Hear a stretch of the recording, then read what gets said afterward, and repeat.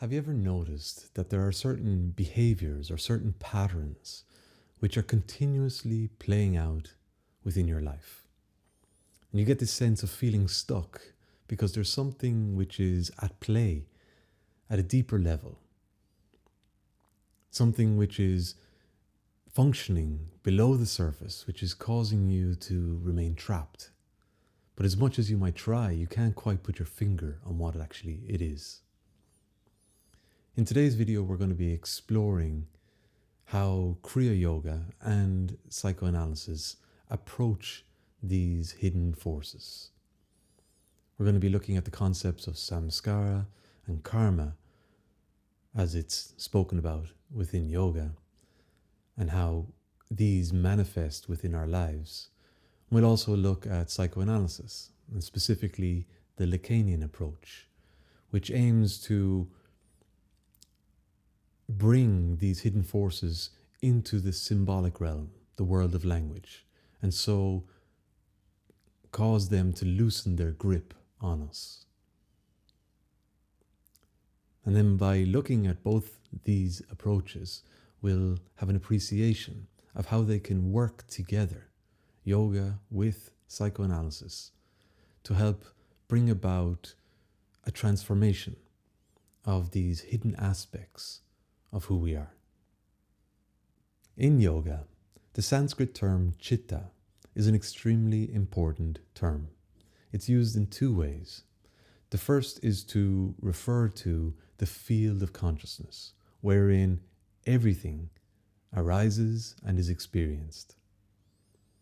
The term chitta is also used to refer to the deep mind, that aspect of our mind where all of our memories are stored away. Now, these memories are a consequence of what it is that we have experienced. They are the impressions left behind from previous experiences, both good and bad. And they're referred to as samskaras. So samskaras are impressions which lay dormant, but with a potency to express. So if we think of samskaras to be like seeds, given the right conditions and circumstances, they will germinate and they will sprout and they will lead to action, to expression. When these samskaras arise in our minds, whether consciously or unconsciously, when they begin to germinate and sprout, they influence our behaviors. They influence how we perceive what is going on around us and how we respond. And ultimately, they determine who we are, our personalities, our character. Karma is directly related to samskaras, these latent impressions. And we need to consider karma from two perspectives. The first is to see it as the actions which are brought about as a consequence of the collective rising up of different samskaras. But we also need to consider karma from the point of view that when we act, we are living a new experience which has new memories, which in turn will leave an impression upon the mind, which as a consequence will create new samskaras. Now these samskaras are a direct consequence of our actions, but our actions have been created from previous samskaras. So karma refers to this cycle, this repetitive cycle of behaving and acting in a way which forms a pattern. So the goal of yoga then is to free us from this cycle. The goal of yoga is to neutralize the effect of Samskaras, the latent impressions stored away in our deep minds, within our chitta, so that their potency no longer has a grip on us. The goal of yoga is to liberate us then from our karma, so that we can experience life with clarity, with freedom, with the capacity to be present. Psychoanalysis, particularly through the work of Freud and Lacan, offers us a framework for understanding how the unconscious works. Now, within psychoanalysis, we're often looking at how unconscious forces shape and determine how we think, feel, and act. Freud spoke about repressed memories and desires. Lacan built on this, emphasizing the role of language and the role of the symbolic realm, which includes our societies, our culture, our histories.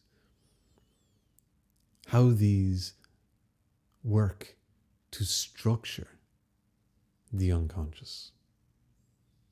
Now, all of these hidden elements, the repressed memories, the repressed desires, the unresolved traumas, everything which is taking place below the surface, outside of our conscious awareness, all of these things we can reasonably compare to what yoga refers to as samskaras. They are what lies beneath the surface, continuously bubbling away, influencing how we perceive life and how we engage in life. Lacanian psychoanalysis focuses on bringing these unconscious hidden forces into the symbolic realm by putting into words, by symbolizing these movements, these repressed movements through language. We're able to loosen the grip that they have over us. We're able to neutralize their effect by bringing these repressed ideas and movements to light. Then they lose their power over us. So how does all this connect to Kriya Yoga? Within Kriya Yoga, the practice of pranayama and of meditation serve to purify our energy channels and to purify our minds, so that we can create a space where we experience deeper awareness. When we engage in breath work, when we engage in certain concentration techniques, and as we experience more refined states of focused attention, we begin to notice the samskaras that lie dormant within our field of consciousness, within the chitta. Now, these may arise as emotional releases, as subtle memories, or as feelings of tension. So Kriya Yoga is not just about controlling the breath. We're also endeavoring to unlock deeper layers of our minds so that we gain access to our spirit. Kriya Yoga creates the conditions for self-enquiry, where we can look at these unconscious, latent impressions, these samskaras, where we can look at them directly and begin to understand how they shape our experience.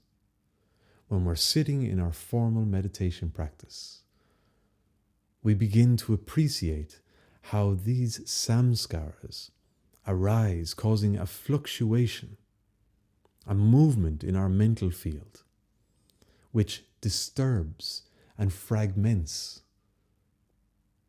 our ability to abide as pure conscious awareness. Psychoanalysis helps us to articulate and to understand these impressions in a structured way. And when we can articulate the unconscious, whether it's through psychoanalysis or through the awareness which we experience as a consequence of our Kriya Yoga practice, we begin to loosen the potency, the effect of different samskaras and the hold that they have on us. And it's this process which allows for healing and for transformation. When we combine the work of Kriya Yoga and psychoanalysis, we have a powerful approach to self-awareness and transformation. Kriya Yoga works directly with the body and energy, uncovering and releasing emotional and mental imprints, samskaras, which have been stored away in the unconscious, the deep mind, or the chitta. Psychoanalysis, on the other hand, works with language and symbols to understand these forces in a more cognitive, verbal way. By talking about them and making them conscious, it's easier to detach from their unconscious power. Both paths are about transformation.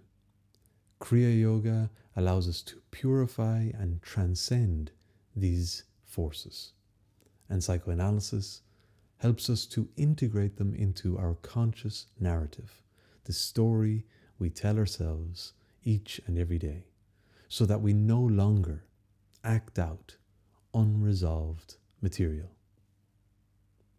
Now, you don't necessarily need to choose between these two paths, Kriya Yoga or psychoanalysis, but the two paths together, combined, provides a powerful approach to transformation, healing, and liberation.